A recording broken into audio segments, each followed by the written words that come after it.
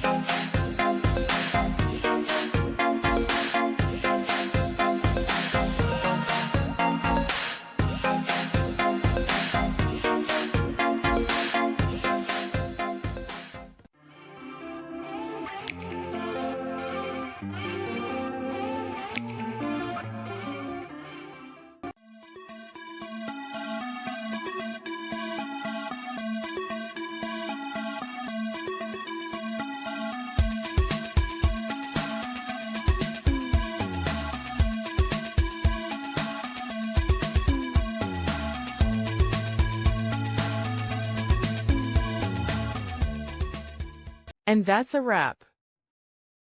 I hope you found the answer you were looking for.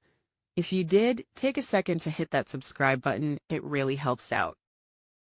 And let me know in the comments which solution worked best for you. See you next time in the debug zone.